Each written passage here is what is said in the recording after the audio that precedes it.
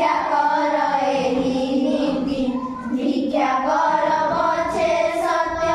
बाट न छाड़ भाई रे स्नेह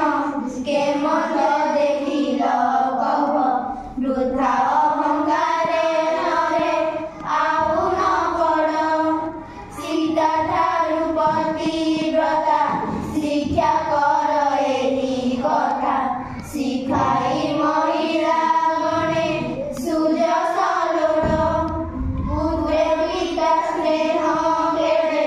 पुत्र बिना प्राण छाड़े भांगी के पारिब सुध स्नेहर बाट देवता होइले सुधा न छाड़ई विघ्न बाधा जेते सावधाने गले खसई गोड़ पीड़ना मन को केबे जड़ी माया मोह लोभे सब सुख